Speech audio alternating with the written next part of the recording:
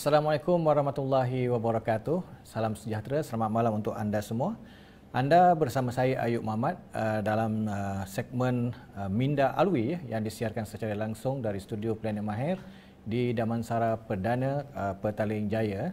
Jadi pada malam ini untuk pertama kalinya kita memperkenalkan slot Minda Alwi di mana kita akan membincangkan topik-topik ataupun tajuk-tajuk semasa yang hangat untuk kita mengambil manfaat daripada ilmu-ilmu yang kita bincangkan melalui segmen ini. Untuk pengetahuan anda semua segmen ini akan memperkenalkan tokoh yang akan bersama saya membincangkan topik pada kali ini, iaitu politik bena negara. Tajuk ini cukup menarik sekali untuk kita bahaskan ataupun kita bincangkan dalam konteks pemikiran ataupun minda seorang tokoh yang begitu berpengalaman, yang begitu berwibawa sekali di mana beliau adalah juga ahli Majlis Tertinggi UMNO dan Adun Kok Lanaz Kelantan, seorang tokoh yang tidak asing lagi bagi kita.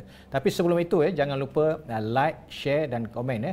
Anda boleh mengemukakan soalan-soalan di ruangan komen untuk nanti kita bincangkan Okey, selamat datang ke studio Datuk. Yang berhormat Datuk. Terima kasih. Apa khabar? Alhamdulillah baik, alhamdulillah. Belum puasa.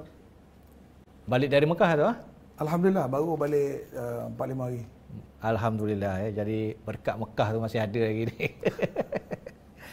Okey Datuk, saya sejujurnya saya mengikuti sebenarnya Datuk Yang Berhormat punya ucapan-ucapan, kenyataan-kenyataan, dan saya merumuskan bahawa Yang Berhormat Datuk sangat syarat idea-idea yang akan kita bincangkan. Jadi slot ini sebenarnya saudara sangat penting untuk kita berikan perhatian kerana banyak idea-idea, pandangan-pandangan, pendapat-pendapat yang akan dikongsikan. Politik bena negara, satu topik yang sangat dalam maksud dan pengertiannya tu. Apa itu politik bena negara? Kalau kita tengok politik, banyak orang akan interpret politik itu sebagai the art of possibilities. Boleh buat apa saja. Pada saya, kita berkecimpung dalam politik ini ialah kerana kita nak bina negara kita. Asas penubuhan mula-mula politik dalam negara kita dulu bermula selepas Perang Dunia Kedua tahun 1946. Parti yang pertama ditubuhkan, first political party yang ada dalam negara kita yang terbesar adalah tahun 46, UMNO. Untuk apa? Untuk bina negara, untuk kita ada negara sendiri. Malah di seluruh dunia pun semua parti-parti besar, sama ada parti Komunis China, parti Kuomintang, parti LDP Jepun, parti yang dibawa oleh Nehru di India, Republican di Amerika, semuanya adalah untuk membina negara mereka. Sebab itu politik bina negara ini harus senantiasa berada di minda setiap orang ahli politik. You nak berkecimpung politik untuk apa? Untuk bina negara you, untuk bina negara kita, untuk jadikan negara kita lebih baik daripada negara sebelumnya. That's what politics is all about.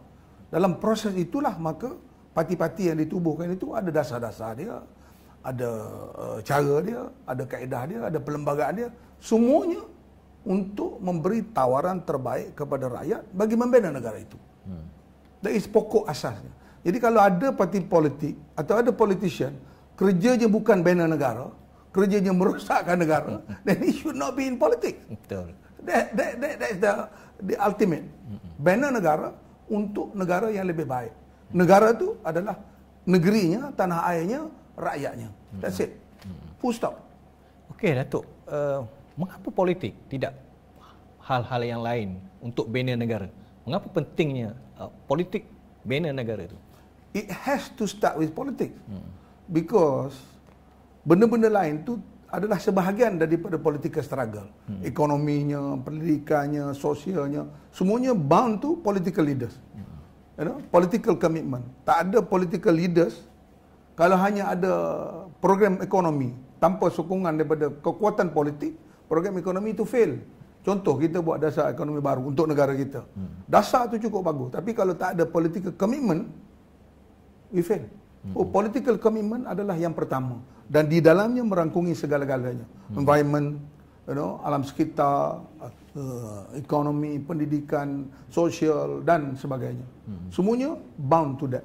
With that word, politik membina negara, saya rasa hatta agama sendiri pun.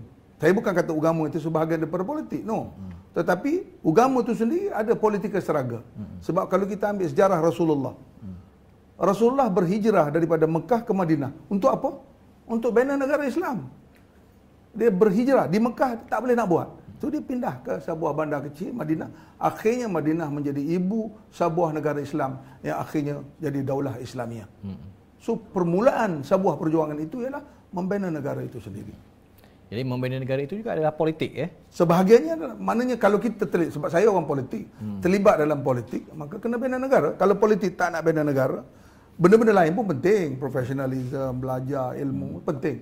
Tetapi pokoknya di situ. Hari ini tajuknya, bercakap dengan orang politik, politik mesti bina negara. Okey, Datuk. Politik bina negara, peranan politik dan orang politik itu. Yes. Jadi, kalau kita lihat hari ini, pada pendapat ataupun pandangan Datuk, apakah politik ini telah memainkan peranannya dengan sebaik mungkin dalam merealisasikan apa yang Datuk sebut? Ya, saya tengok isu terbesar negara kita mutakhir ini. Dalam tempoh sepenggal ini kita bertukar 3 Perdana Menteri. That is political issue. Tak pernah berlaku dalam sejarah di mana dalam satu term tak sampai 5 tahun pertukaran Perdana Menteri sampai 3 kali. This is a political problem. So kita kena cari stability, dan negara kita yang dulunya progresnya sudah begini, now regress. Sebab apa? Sebab pertukarannya terlalu kerap. Sebab itulah baru-baru ini bila UMNO dan Barisan Nasional buat keputusan bahawasanya isu ini selesai. Baru-baru ini isu parti dominan dalam negara ini sekarang ini yang memerintah negara adalah UMNO dan Barisan Nasional, didokong oleh rakan-rakan daripada parti lain, buat keputusan Perdana Menteri akan datang, calon Perdana Menteri adalah Datuk Seri Ismail Sabri. Maknanya isu ini dengan sendirinya menutup gembar-gembor yang mengatakan telah ada perpecahan. Dalam UMNO sendiri ada perpecahan, dalam BN ada perpecahan, ada pemikiran PWTC, ada pemikiran Putrajaya. Tetapi dengan keputusan itu, semua ruang perpecahan itu telah ditutup dan menjadi satu. Artinya we are ready to move forward. So isu ni dah tak boleh timbul lagi. Isu soal siapa Perdana Menteri. Soal orang lain nak pilih siapa itu soal lain. Soalnya yang pegang negara, yang akan menentukan bila tarikh pilihan raya ni adalah orang yang sama dengan orang yang akan datang. Itu harapan kitanya. Isu ini kembali saturated, selesai, and we move on.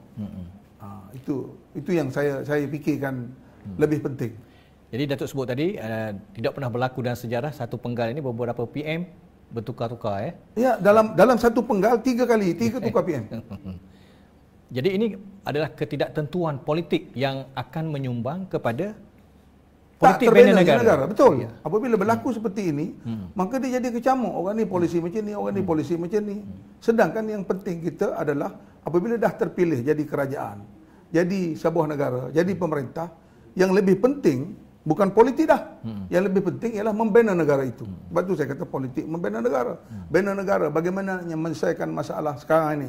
Harga barang yang terlalu tinggi, inflasi yang tidak terkawal, masalah penyakit yang masih belum selesai, masalah alam sekitar, dengan bonjenya, dengan kepanasannya, dengan pelbagai isu besar yang perlu diselesaikan oleh pemimpin-pemimpin negara. That's why, sebab itulah apa yang dibuat oleh kerajaan sekarang, mengadakan perundingan untuk kali pertama dalam sejarah kita berjaya duduk dalam semeja bersama menuju ke hadapan, iaitu menyelesaikan masalah negara dulu. Masalah negara mesti kita selesaikan. Tapi masalah negara yang pertama ialah ketidakstabilan politik. Now alhamdulillah a little stabil, better than before. And now we move forward. Jadi kalau kita tidak stabil, jadi memberi kesan kepada politik bina negara itu. Jadi ada satu istilah tadi Datuk sebut tadi, politik menyelesaikan masalah rakyat. Yep. Jadi boleh Datuk huraikan? Contohnya bila dah ada kerajaan, apa masalah rakyat yang utama dalam negara kita? Masalah sekarang kita baru saja keluar daripada pandemik nak pergi kepada endemik. Daripada penyakit 2 tahun kerja tak boleh buat, 2 tahun kerja kat rumah, 2 tahun tak boleh berhari raya, 2 tahun tak boleh berhimpun. Now baru kita buka. Seolah-olah selama ni kita ikat kilas kita tu kuat, sekarang kita buka. So isunya pendapatan rakyat, isunya kehidupan keluarga, isunya persekolahan, isunya ekonomi, isunya masalah malapetaka yang tidak terselesai. So isu-isu ini mesti diselesaikan dahulu. Dan nak menyelesaikan ini mesti duduk bersama. Sebab itu saya bersyukur banyak Perdana Menteri yang ada telah untuk pertama kalinya berjaya menyatukan pemikiran pembangkang atau parti-parti politik yang ada dalam negara ini duduk semeja. Dalam Islam pun kita ambil sikap bersetuju atas perkara-perkara yang kita boleh bersetuju. Perkara yang tak boleh bersetuju, kita runding. Kena bersetuju dulu. Barulah kita boleh move forward. Sebab terlalu banyak dah kerosakan yang berlaku. Datuk, politik yang berjaya itu antaranya kerana kestabilan itu. Jadi kalau kita tengok UMNO dalam beberapa pilihan raya kecil, pilihan raya negeri ataupun pilihan raya PRK sebelum ini telah menawarkan kestabilan. Jadi kita melihat sokongan rakyat telah beralih arah kembali kepada UMNO kerana tawaran kestabilan. Jadi bagaimana Datuk melihat ni? Ya, semua parti mesti merujuk kepada kestabilan dan kemakmuran. Negara yang makmur, yang orang duk sebut kalau orang kuat agama baldatun tayyibatun wa rabbun ghafur. Negeri yang makmur and blessed by God. Itu yang utama. So tanpa kestabilan ini program tidak mungkin dapat berjalan. Rancangan tidak mungkin dapat berjalan. Semua tergencat. Pelabur tak datang. Orang nak berniaga tak boleh jadi. Sebab ketidaktentuan. Negara yang stabil, tengok Singapura, Indonesia sekarang. Sebab dia orang tengok Indonesia stabil, Singapura stabil. Negara-negara yang stabil, Vietnam stabil. Kesitulah mereka pergi. Untuk melabur, untuk berniaga, untuk macam-macam perkara yang lain lagi. Untuk melancong pun. Orang tak pergi melancong ke sebuah negara yang tidak stabil. Yeah. Dan pelancongan adalah sumber kepada negara. Jadi pada saya, kita hentikan kerosakan-kerosakan yang telah berlaku. Banyak kerosakan telah berlaku akibat pergaduhan sama kita. Hentikan dulu. Dan Perdana Menteri berjaya menghentikan. Put a stop to that. Now we must move on. Tapi ada orang masih lagi ada keinginan nak bertempur. Pada saya, that should not be the number one priority. Yang penting adalah kestabilan terlebih dahulu, ya. Kestabilan. Datuk, ketidakstabilan politik ini telah berlaku hampir 4 tahun. Lebih kurang lah, ya. Ya. Jadi bagaimana Datuk melihat itu? Apakah sekarang waktunya untuk kita menamatkan ketidaktentuan itu? Itulah ada setengah pendapat mengatakan nak tamatkan kestabilan ini kena pergi kepada pilihan raya. Soal pilihan raya ini very simple. Dalam negara kita, pilihan raya mesti berlaku every 5 years. Setiap 5 tahun mesti ada pilihan raya. Sekarang dah masuk tahun keempat. Artinya, suasana tu sudah suasana pilihan raya. Cuma yang peliknya pada saya, banyak parti-parti, kecuali Barisan Nasional, tak mahu pilihan raya. Pilihan raya ni mau tak mau kena buat. Itu pasti. Soalnya bila? Dan kuasa bila ini sebenarnya dalam negara juga menetapkan is the prerogative of the Prime Minister. Itu solely kuasa dia. Dan tentunya Perdana Menteri akan berfikir, berbincang, mengambil masa yang sesuai untuk meletakkan tarikh pilihan raya. Takkan Perdana Menteri nak buat pilihan raya supaya dia kalah balik. Nak sekarang ni dia dah jadi calon Perdana Menteri yang akan datang. Tiba-tiba dia ambil satu tarikh, dia pula kalah. Jadi mestilah dia ambil tarikh yang dia menang. Itu sistem British yang kita pakai. Mana dia akan menentukan tarikh pilihan raya. So isu soal nak buat bila ni, nobody should pressure anyone. Prime Minister ada kebijaksanaannya sendiri. Saya tahu dan saya yakin dia akan memilih masa yang sesuai. Supaya negara kita selepas ini akan memilih sebuah kerajaan yang lebih stabil daripada yang ada. Itu kuasa rakyat. Tapi senario ni Datuk, ramai yang bercakap, orang kata kalau Perdana Menteri nak berubah parlimen, kena minta pandangan daripada parti ini yang tidak sehaluan dengan UMNO. Jadi macam mana tu? Oh, itu terpulang kepada dia. Dia mesti minta pandangan. Sebenarnya Perdana Menteri, dia ada banyak source, reliable sources. Dia tanya banyak orang. Mesti dia tanya.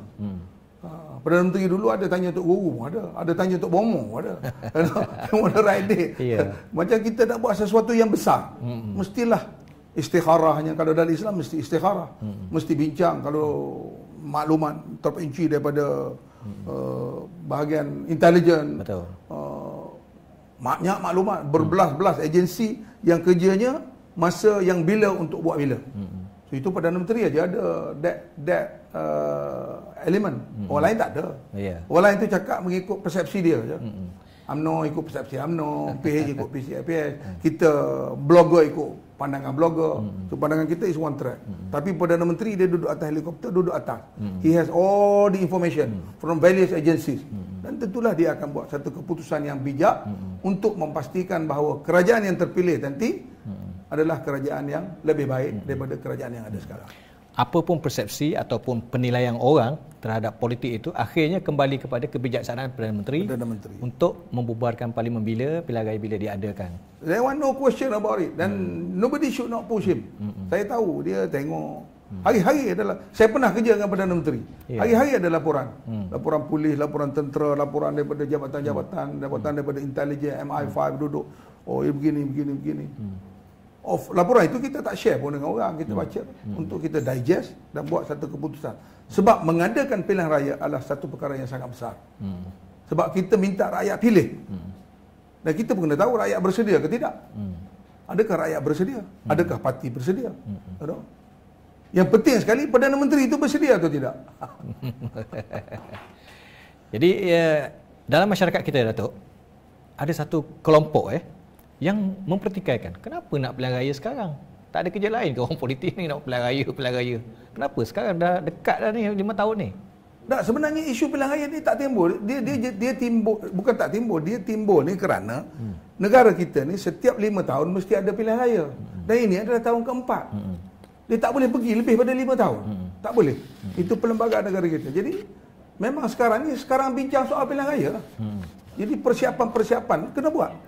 Bila, wallahualam, tak ada siapa tahu. Tapi Datuk, satu senario yang pelik juga berlaku dalam politik kita melihat, saya rasa mungkin ini pertama kali mungkin parti-parti pembangkang tidak bersetuju diadakan pilihan raya. Macam mana Datuk melihat itulah senario ini? Selama ini, sepanjang saya berkecimpung dalam politik lebih 25 tahun, parti pembangkang ni biasanya hari ni habis pilihan raya, esok dia dah start berkempen nak pilihan raya pula dah. Daripada dulu pun. Every day. Sepatutnya kalau tajuk tadi politik membina negara, habis pilihan raya, terpilih saja kerajaan itu adalah kerajaan rakyat. Macam saya, wakil rakyat. Saya tidak lagi wakil rakyat UMNO sahaja. Saya adalah wakil rakyat Kok Lantas. Ahli Parlimen Bera, Perdana Menteri sekarang adalah wakil rakyat Bera yang menjaga kebajikan seluruh Bera. Tak kira parti apa. That should be the way. Kerajaan juga begitu. Kerajaan yang ada adalah kerajaan yang menjaga semua rakyat, bukan jaga orang parti dia. This is where the problem is. Apabila PH memerintah dulu, dia hanya jaga orang dia dan victimize, dia ada parti. That should not be the way. Bila masa kita kembali berpolitik, bila masanya tiba, now is the time lah. 4 tahun lebih. Sebab itu kita buat undang-undang. Selepas 3 tahun, kalau ada kematian, tidak ada lagi pilihan raya kecil. Kenapa? Nak stop politicking. Tapi dulu pembangkang yang nak. Tiba-tiba sekarang ni baru saya ingat pembangkang baru sedar lah. Bahawasanya politik ni tidak segala-galanya. Tidak pilihan raya sahaja. Politik is about stability.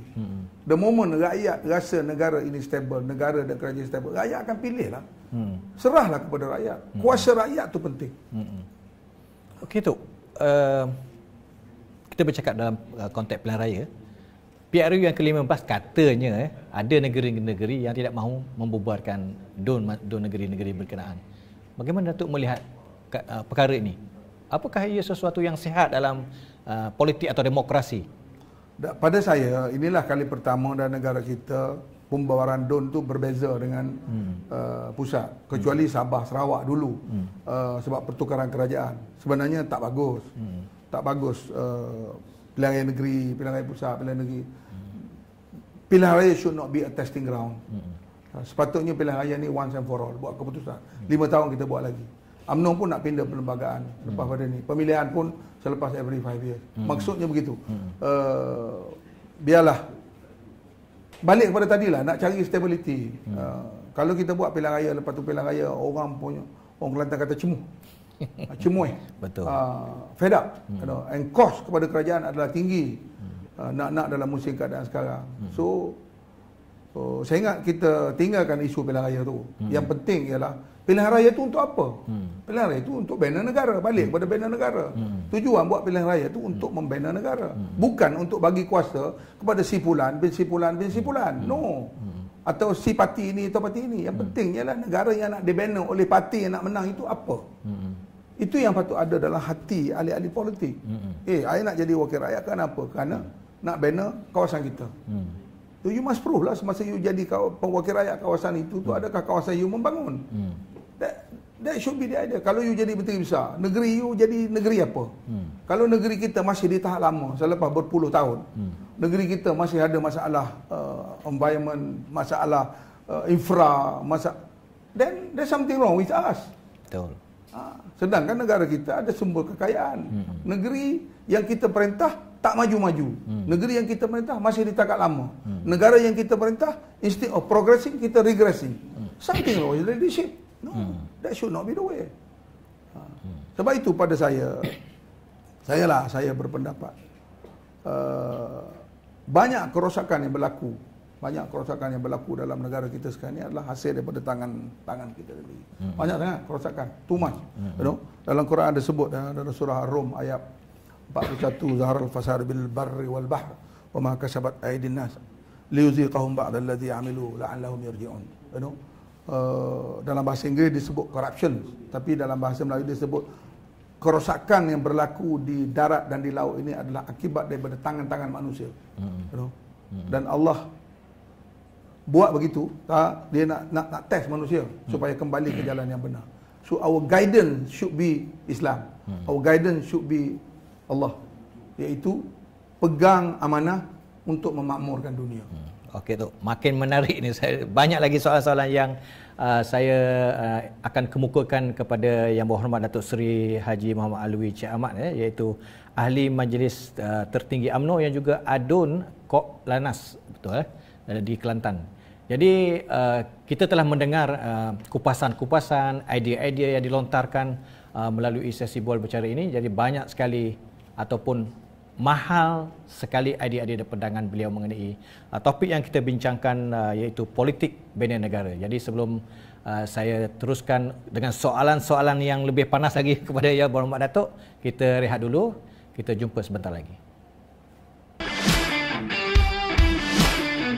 Anafora ialah perbandingan berkaitan dengan perumpamaan. Yang panjang Maharaja Reza is basically to ease you in doing your summary. Kalau rasa dapat ulang lagi ya. Okey, soalan nombor 2 yang ketiga. Abu Bakar, kamu kena ingat, dia diberi gelaran penyelamat umat Islam. Ingat yang itu. Kepada Allah dan tak percaya di kitab dan ajaran yang seperti Nabi Muhammad. Orang geria. Geria ni dia punya kitab ni. Darjah Celsius. AI yang lebih sedikit adalah sesuatu yang mempunyai isi dan memiliki ruang. Okey. Dan karbon dioksida. Dua-dua sebutan ini kita akan samakan dia sebab dia berfungsi N yang sama.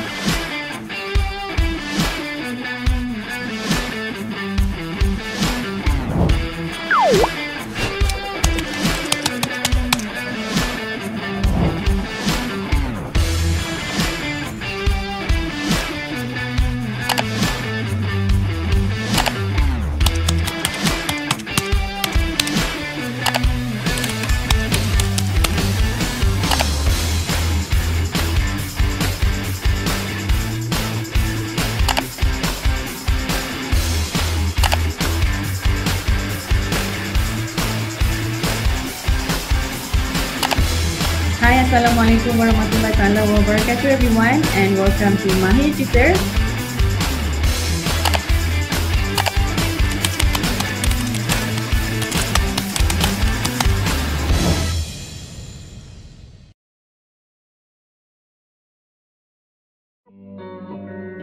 Dari mana datangnya bisnes? Bisnes sebenarnya datang dari kebolehan kita untuk menyelesaikan masalah. Untuk berfikir kembali bagaimana untuk menstrukturkan kembali bisnes mereka. Bisnes model yang lagi bagus dan lagi efektif, yang mana ia akan membina empire mereka secara berterusan. Background saya ialah sebagai seorang chartered accountant di Australia dan juga di bidang corporate finance dan di London HSBC, dan kemudian menjadi seorang usahawan selama lebih 15 tahun. Bidang keusahawanan ini adalah bidang yang saya sangat sukai dan saya ingin berkongsi pengalaman saya bersama dengan anda. Saya ingin membantu anda untuk membawa anda ke tahap yang seterusnya, dan saya ingin memberikan inspirasi kepada anda sebab saya pernah melaluinya juga. Apa yang anda akan perolehi daripada kursus ini ialah bagaimana untuk memulakan bisnes anda, apakah perkara-perkara utama dalam memulakan bisnes, dan kemudian bagaimana untuk membina empire bisnes anda. Apa yang perlu ada. Empire bisnes ini perlu berdiri secara berterusan supaya satu hari nanti ia menjadi satu legasi, bukan kepada diri saja tetapi kepada keluarga dan ekonomi negara. Jika anda adalah orang tersebut, anda patut bersama dengan saya dalam program ini. Ikuti kursus saya bagaimana memulakan dan membina satu empire bisnes yang berterusan. Saya Nazri Idrus atau Nash, CEO Precession Capital Berhad. Ikuti saya di Planet Mahir, Gedung Ilmu Online.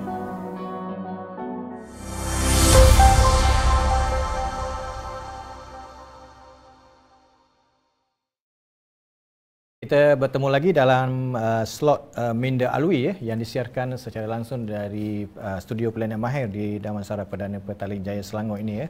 Jadi pada malam hari ini kita membincangkan topik politik bina negara dengan isu-isu semasa yang akan dibahaskan ataupun diperbincangkan bersama saya pada malam ini, iaitu bersama Yang Berhormat Datuk Seri Haji Muhammad Alwi Cik Ahmad, Ahli Majlis Tertinggi UMNO yang juga Adun Kok Lantas Kelantan, di mana slot Minda Alwi ini akan bersiaran setiap minggu, di mana saya akan bersama Yang Berhormat Datuk Seri akan mengupas isu-isu yang bersifat semasa lah, pelbagai isu-isu, bukan politik saja, dari segi masa depan negara, kenegaraan.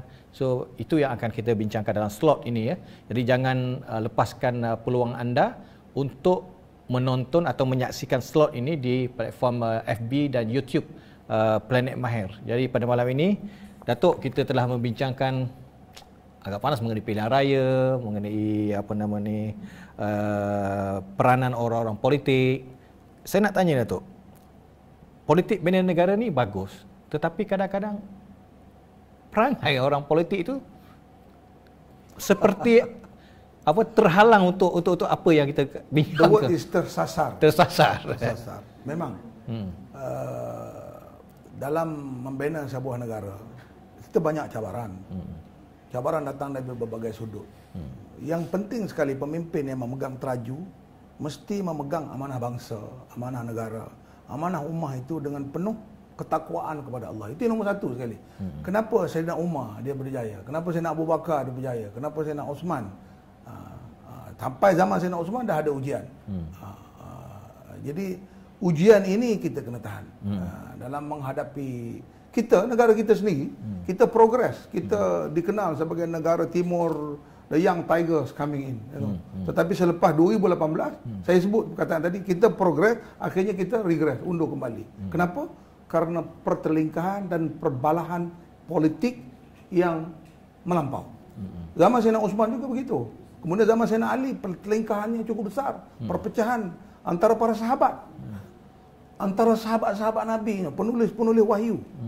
Sebab pertelingkahan soal leadership. So, itu sejarah, fenomena sejarah. Jadi, kita kena belajar daripada sejarah ini.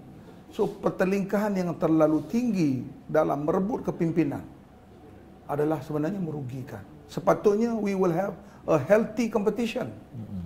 Pada saya, orang-orang veteran lama seperti saya ni, negara kita merdeka tahun 57. Pada saya, negara kita untuk next generation, PRU 15, mesti dipimpin oleh generasi pasca merdeka. Banyak kali dah saya ulang, orang baru yang lahir selepas merdeka, generasi muda. Orang lama take a back seat, jadi wise man, jadi coach, jadi pemudah cara untuk membantu pemimpin-pemimpin baru dan muda ke hadapan membina negara dengan taste mereka. Sebab taste ni berbeza. Betul. Masalah juga berbeza daripada zaman ke zaman. Masalah tahun 60-an, 70-an, 80-an, tahun 2000, zaman digital. So, tapi kita masih dengan player lama. Player politik dalam negara kita masih player lama. Tanpa menyebut nama lah, kita tahu. Saya tak nak sebut bulan puasa ni, walaupun malam tak nak sebut nama. Tetapi player kita adalah player yang sama. Maka kalau idea baru sekalipun masih player sama. Kalau main bola, you generation change is there. You know. Muhammad Salah tak dengar zaman Zinedine Zidane dulu. Salah ni tak ada. Tapi sekarang Zinedine Zidane tak boleh nak main bola, jadi coach. Begitu juga dengan politik dan memerintah negara. You look at negara-negara yang maju, New Zealand dengan new leadership, Canada dengan new leadership, Britain dengan new leadership, Perancis new leadership. Orang muda yang bertenaga, berpelajaran, dunianya berbeza. So kita kena percaya bahawa kita telah mendidik generasi kita ni dengan baik untuk mengambil alih pentadbiran negara. That's how I believe lah. Tapi Datuk, apa yang Datuk Seri sebutkan itu boleh saya katakan bahawa sudah ramai dan banyak orang tahu. Masalahnya sejauh mana penerimaan orang-orang lama dalam politik itu untuk menerima apa yang Datuk sebutkan tadi itu? Itulah yang saya pun susah. Masalahnya dalam kehidupan ini, bila kita sebut kita dah lama, ramai penyokong, bila kita sebut je kita nak berhenti, ada orang datang, boleh lagi 5 tahun lagi, 3 tahun lagi. Kita kena ukur diri kita. You know, masa tidur kita dah bertambah, masa rehat kita dah, we should test ourselves lah. Kena jujur dengan diri sendiri. Kena jujur. You tengok Singapura terbaru, Singapura, Lee Hsien Loong tu kalau nak tengok masih hebat lagi. Tapi dia telah menyediakan pelapisnya. You know, go through the process. Malaysia, UMNO dah buat keputusan. Parti lain, tak boleh lah begitu. Pada saya, kalau betul kita nak maju sungguh, kita nak jadi negara yang lebih baik, we should move on. Kita bercakap soal melahirkan pelapis tu, tapi kita tidak memberi peluang kepada mereka. Apa maknanya melahirkan bukan pelapis? Melahirkan saja. Pelapis tu dah lahir pun. Kita tak bagi peluang. Tetapi alhamdulillah dalam PRN Johor, PRN Melaka baru-baru ini kita nampak. Kita nampak sudah ada perubahan. So kena bagi peluang lah. Dan saya yakin mereka boleh buat. Mereka mampu buat. Saya penuh yakin they can do it. Cuma dia tidak diberi peluang. Dan peluang ini kadang-kadang tidak direbut juga. They don't show yourself. Dia kena buktikan diri mereka. Saya banyak kali dah sebut, mesti membuktikan keupayaan mereka supaya mereka mendapat confidence daripada rakyat. Rakyat kena tengok. We have qualified people. Belajar tinggi, pengalaman ada. It's a question of time je. Question of kesediaan, kita membuka ruang. Selagi kita tak buat itu, saya ingat kita akan berada di takut lama. Jadi mereka ini, golongan muda ni, mampu menjadi pemain politik yang boleh bina negara pada waktu They yang should, dapat. because masa mereka berbeza dengan masa kita. Cabaran saya belajar tahun 60-an. Isu saya isu 60-an. Tiap kali bercakap duduk cerita lama. Kita nak benda depan. Kita cerita kepada anak-anak kita, dulu papa naik basikal, dulu papa jalan kaki. But those were the days. Now, mana ada begitu lagi. Orang naik basikal for diadah, bukan pergi sekolah. Tak ada dah di sekolah tu basikalnya. Betul. Orang tak pergi pun, orang naik riadah, basikal lain dah. So cabarannya berbeza, isunya berbeza. Maka kita kena bagi generasi itu untuk menangani masalah dia. Jadi kita dengan orang lama, dengan solusi lama untuk menghadapi masalah baru, dunia baru. Tak sesuai. Tak belagangi. Tak belaga. Dia tak jumpa kepala pahit. Datuk, kalau kita melihat keputusan PRN Johor dan Melaka, banyak juga orang muda diberi peluang untuk bertanding atau menjadi wakil rakyat. Jadi pada pandangan Datuk Seri, untuk kedepannya, apa yang tergambar dalam fikiran Datuk Seri berasaskan kepada kita sudah melihat ada tanda-tanda parti-parti politik yang sudah menyedari. No, kita telah menyediakan barisan pelapis ini. Soalannya, mereka perlu diberi peluang, itu saja. Mereka perlu diberi keyakinan bahawa mereka boleh buat. We have all the people. Ada sebenarnya depan. InsyaAllah boleh buat. You know. Pemimpin lama ni pun started muda juga. Dulu. Datuk Najib started when he was only 26, you know. Betul. Tan Sri Anwar Musa he started when he 32. Isa Sama semua start muda semua. Tapi bila masuk tu duduk. Kenapa jadi begitu? Sepatutnya you know, bila tangki air dah penuh, melimpah, masuklah tangki baru. Ini tak masuk air baru. Tak boleh. Jadi rejuvenation, they call it rejuvenation. Jadi politik kita memerlukan pembaharuan itu, Memerlukan rejuvenation, rejuvenation of idea, rejuvenation of people, rejuvenation of program. Sebab zaman itu saya sebut tadi banyak kali berbeza, cabaran berbeza. Jadi zaman berbeza mesti orang mesti berbeza. The game is different. Dulu orang main rugby passing backward. Sekarang kalau you tengok the world rugby sekarang, dia bukan passing, dia buat kick ke depan. Tengok the latest show on rugby. Saya main rugby dulu. Dulu back pass all the time. Nak scrum back pass. Sekarang tak ada, dia kick, lari ke depan, tangkap, scrum, terus touchdown. Itu tak pernah dibuat, jarang dulu orang boleh buat. Jarang. Sekarang you tengok World Cup, terlated. Itu maknanya dunia telah berubah. Kita kena terima hakikat tu. The games also change. Jadi macam mana kita nak mengubah mindset orang dewasa ni untuk rakyat berubah? Kita kena bersuara. Orang macam saya kena bersuara. Rakyat kena bersuara. They prove themselves. Dia kena mesti dua pihak. Betul. Satu suara, satu persediaan. Iaitu kesediaan pemimpin untuk buka laluan. So itu yang lebih penting. Tetapi ini natijahnya kembali sebab kita nak bina negara. Kita umur 80, 90, 70 nak bina negara apa? Diri kita pun kita tak boleh bina. Kita pun pakai pampers. Katil kita pun orang kena kemas. Nak bina negara, you mesti be able to do it yourself. Ini kita sendiri orang kena mengurus. Sebab kita dah uzur, pergi hospital 2 kali seminggu, cek darah tiap-tiap minggu. Macam mana kita nak bina negara? Betul. Jadi apakah Datuk Sri melihat generasi muda yang akan mengambil alih pemerintahan ini sudah bersedia? Saya rasa mereka bersedia. Soalnya kita tak bagi peluang. Tengok Menteri Besar Johor. Menteri Besar Johor. Tak ada masalah pun, boleh jalan. Menteri Besar Melaka. Boleh, tak bagi je. Bagi peluang. Trudeau, anak Trudeau, tak apa? Anak Perry Trudeau. Kuasa besar. Obama, kuasa besar. Orang muda semua boleh. Macron, Switzerland, New Zealand. Boleh. Soalnya kita tak bagi, kita tak percaya. Kita ni, masalah kita ni, saya sebagai bapa lah, kita selalu tengok anak kita ni tak pernah besar-besar. Anak kita tu dah doktor pakar. Betul. Dah doktor pakar. Dulu kita jumpa doktor pakar ni, kita punya respect. Doktor pakar dia ni. Tiba-tiba anak kita jadi doktor pakar, kita masih tak percaya kepada anak kita. Dia bagi ubat kita, sebab kita nampak dia kecil. Ini masalah manusia. Melihat anaknya tak besar-besar. Dari segi kasih sayang, okeylah. Tapi dari segi bawa kereta, dari segi mentadbir hidup, bagi peluang dia. Biar dia run the show. Let them run the show. We take a back seat. Papa nak rehat. Papa bawa kereta. Ada anak-anak bawa kereta. Masa anak ni kita. Sampai bila budak tu nak pandai? Itu maksud saya. Umur dah 40 kita masih anggap dia. Kita dulu umur 25 kita dah merdeka. Umur 25 tu kita dah, ayah kita dah bagi peluang. Sebab apa saya boleh? Sebab saya diberi peluang. Diberi peluang oleh ayah. Ayah percaya. Sebab ayah tak pernah bawa kereta. Ayah tak ada kereta.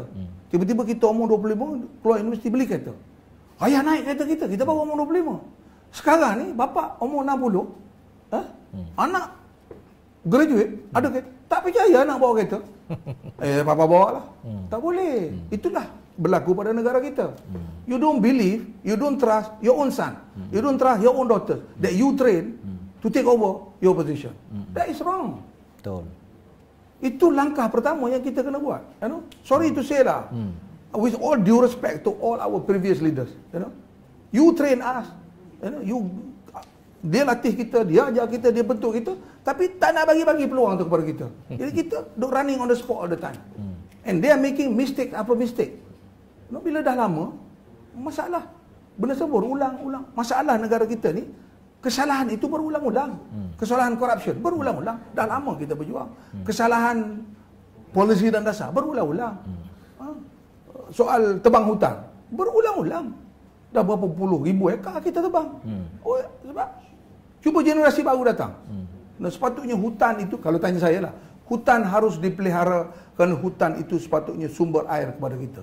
Tapi we keep cutting the trees. Why? You know? Ya. Malah petaka yang datang, banjir. Setiap tahun banjir datang ke negeri kita. Takkanlah tidak ada satu formula untuk menyelesaikan masalahnya. Tapi banjir itu tak datang. Benda yang sama. Akhirnya bagi bantuan. So rutin tu berlaku.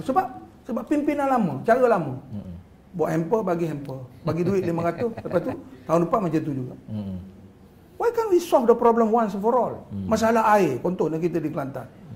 Punca masalah, kita ada bekalan air yang mencukupi yang Allah bagi dengan hujan. Tapi tadahannya tiada. Tadahan tu siapa yang buat? Manusia yang buat. Kenapa kita tak tadah? Kenapa kita tak takung? Kenapa kita tak salur? Soalan-soalan itu balik kepada kita. Because kita running on the spot. Itu maksud saya. Itu yang maksud saya bina negara. Tajuk ini cukup panjang. Itu baru satu tajuk. Tajuk ekonomi lagi. Sosial, pelajaran. Soal pelajaran. Buku sekolah yang bawa 30 kilo ni. Berapa puluh tahun dah kita bercakap budak bawa 30 kilo. Berapa puluh tahun? Tak selesai-selesai. Padahal sekarang sudah zaman digital.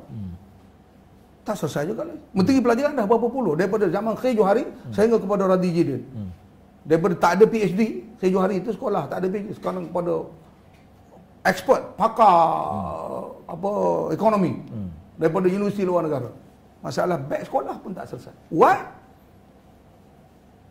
Ini saya kata, repeat. Benda yang sama repeat. Orang yang sama, pendekatan yang sama, strategi yang sama. Sedangkan senario berubah. Senario berubah. Betul. Dalam tu perumpamaan Datuk. Yang saya minat tadi Datuk kata kita menjadi seorang bapa yang tidak pernah melihat anaknya membesar. Ya. Kita tengok anak kita tu kecil. Saya sendiri perasan. Bila kita duduk, dia dah besar. Dia dah ada anak 5. Betul. Maksudnya begitulah. Kita kena percaya dengan orang yang kita didik sendiri. Masalahnya ialah kita tidak mempunyai kepercayaan. That's right. We don't trust ourselves. So, Datuk, ini satu penyakit yang sangat bahaya sebenarnya. Sangat bahaya. Rasulullah bagi contoh yang baik. Rasulullah bila dia jadi Nabi, dia lantik Usamah bin Zaid jadi panglima perang. Umur 19 tahun. Disoal oleh Umar Al-Khattab. Kenapa budak itu kau lantik jadi panglima? Tengok Rasulullah buat pembaharuan. Kenapa kita tak ikut? Uswatun hasanah. Contoh yang terbaik ialah Nabi. Dia bagi orang muda. Sayyidina Ali umur berapa? You tidur tempat saya. Umur berapa? 9 tahun. Dia percaya kepada Sayyidina Ali. Tidur tempat dia untuk dia keluar berhijrah. Dia baca. Waja'alna min baini aidihim saddan wa min khalfihim sadda fa'ushaynahum fahum la yubsirun. Dia baca. Dia keluar daripada rumah dia. Dikepung oleh kaum Quraisy. Yang ganti dia seorang budak muda bernama Sayyidina Ali. Duduk atas kata. Dia percaya kepada seorang anak muda. That is Nabi contoh. Kenapa kita tak percaya? No? Kita kata kita kuat Islam, tapi kita tidak pernah ambil sirah Nabi, sirah Rasul ini sebagai pedoman untuk kita berjaya dalam hidup. Ini soal ketulaan, Datuk Seri. Soal ketulaan. Jadi orang yang lama, orang yang sama masih berada di situ, bukan dalam banyak-banyak faktor. Ada satu keadaan di mana mereka masih kekal di situ kerana ada orang yang menyokong dia di situ. Ini masalah kita. Masalah kita, saya sebut tadi. Bila kita dah jadi pemimpin lama, kita bina penyokong. Penyokong ni, Allahu Akbar. Kadang-kadang dia bukan jujur sangat dengan kita pun, dia bagi tahu tu kerana ada sesuatu. Boleh lagi. Kita tanya boleh macam mana? Dulu kita boleh angkat barang 40 kilo. Sekarang nak angkat 10 kilo pun tak boleh. Boleh apa? Tanya diri sendiri. Dulu boleh angkat beg main-main je 30 kilo tak atas belakang. Sekarang orang bagi 5 kilo pun kita dah lenguh tangan. Dah kena pergi cari tukang urut. So you should know yourself. So saya nak seru kepada pemimpin-pemimpin lama. Generasi saya lah. Saya lahir 56. Maknanya pasca merdeka. Serahlah negara ini kepada generasi pasca merdeka untuk mereka memacu negara ini ke arah yang lebih baik. That is the end clause of what I'm saying. Kena percaya. Muktamad itu. Muktamad. Tak boleh lari daripada itu. Generation change must happen. Must happen. Kalau tidak, negara akan berada di tahap yang sama. Apakah Datuk Seri percaya itu boleh? Boleh. Menjadi kenyataan? InsyaAllah boleh. Dengan faiza azamta, fatawakkal ala Allah. Manjadda wajada. Kalau nak, boleh. Berazam kita insyaAllah berjaya. Provider, guidance tu kena ada. Dan saya tengok Datuk Seri Ismail Sabri dan kawan-kawan yang sebaya dengannya atau sewaktu dengannya, seperti kawan-kawan orang lain, tak sebut nama lah, nanti orang kata saya sokong orang tu, orang tak sokong nanti. Dia doing something good. Tak pernah boleh buat reconciliation seperti ini. We are being reconciled by him. Dia ada kualiti dia yang tersendiri. Dia boleh bawa Anwar Ibrahim, Mak Sabu, Leng Guan Eng duduk bersama untuk reconcile. Let's macam treaty perjanjian Hudaibiyah lah seolah-olah. So, itu perjanjian Hudaibiyah dan Nabi kan. Nanti orang kata saya sama. Okey, sekarang let's sit down. Let's move forward. Itu sangat mahal. Sangat mahal. And dia come from ordinary people. Dia rakyat biasa yang memahami kemiskinan, memahami kesusahan, qualified as a lawyer, lalu proses, dan dia tahu bahawa pergaduhan tidak bawa kita ke mana. So we stop this conflict. Stop this conflict. Let's sit down together. Sampai masa kita nak pilihan raya, kita bertanding lah dengan cara ada menang-menang lah. Dan menang buat tanggungjawab. Pada saya itulah to be the way. Itu senarionya untuk membina negara ya. Jadi setiap keputusan politik itu mempunyai arahnya adalah bina negara tu. Mesti negara yang untung, bukan kroni yang untung, bukan family yang untung, bukan keluarga yang untung. Yang untung adalah negara. Any decision on this country, any decision, projek ke apa saja, yang untung adalah negara. Buat hospital siapa untung? Rakyat dapat. Kesihatan rakyat dapat. Sekolah rakyat dapat. Tok Sri, apakah karakter orang politik ataupun karakter politik yang kita katakan mampu bina negara? Politik bukan semua mampu bina negara. Jujur, ikhlas, takwa. Takut kepada Allah. Dia ada benda dia takut. Orang politik yang tak takut dia tak takut Tuhan. Dia tak takut undang-undang. Dia tak takut peraturan. Orang ni yang rosak ni. Rasa undang-undang dia boleh buat suka hati dia. Peraturan dia boleh buat. Judges dia boleh beli. Polis dia boleh beli. They think that when they are in power, they can do anything they want. Absolute power corrupts. Tak boleh bagi absolute power. Ataupun setengah orang bila ada kuasa, dia rasa dia boleh buat segala-gala. Peraturan dia boleh ban pun. No. Ada benda tak boleh buat. Ada benda boleh buat. Ada panduan. Panduannya ialah takwa, agama, Allah, Nabi, Rasul. Itu panduannya. Kenapa nak pandu benda lain? Pandu itu je lah. Mesti takut. Takut apa? Takut mati. No. I'm near the deathbed already. I'm 65. No, 66. Near the deathbed. Anytime. Nampak aja sihat. Banyak orang mati masa sihat. Bukan mati masa sakit. Ada orang tak mati-mati. Tapi ada orang mati masa sihat. Sebab umur 65 tu umur umat Rasulullah. So kena takutlah mati. Sebab mati ni berapa ribu tahun nak duduk dalam kubur tu. I live 65 years. Saya tak tahu lagi saya akan duduk dalam kubur tu. Bukan 5 tahun. Nabi Muhammad berada dalam alam barzakh 1400 tahun dah. Tak sampai-sampai lagi hari perbicaraan. Panjang perjalanannya. Panjang perjalanan hidup. So if you know that you are living in the world is only this short, you're living di alam barzakh this long, then you live in this. Mestilah ada rasa takut. Jadi tak buatlah benda salah. Peganglah amanah bangsa tu dengan betul. Simple. Very simple analogi. Very simple pegangan hidup yang harus ada kepada semua pemimpin. Semua pemimpin, terutama yang Islam. That's what the Mak Saleh call it, the Western call it integrity. We must have this integrity. Itulah yang kita ada masalah. Dan rakyat pilihlah orang yang ada integriti begini. Betul. Terpegun saya sebenarnya tu dengan penjelasan ataupun apa yang Datuk lontarkan. Kita sebenarnya sudah hampir 1 jam ni Datuk Seri. Sekejap aja kerana tak puas saya nak itu prinsip hidup gitulah, prinsip hidup. Kerana kita memerlukan pembaharuan, kita memerlukan cara yang baru, beralih kepada kepimpinan yang baru, beri peluang kepada orang baru. Jadi untuk akhirnya slot kita malam ini Datuk Seri, apa kata-kata akhir untuk tajuk kita ataupun topik kita pada malam ini? Politik bina negara. Apa kata-kata Datuk? Kalau you duduk dalam politik, jadilah orang yang berguna, biar sejarah menulis kita sebagai orang yang berjasa. Itu dia para penonton ya.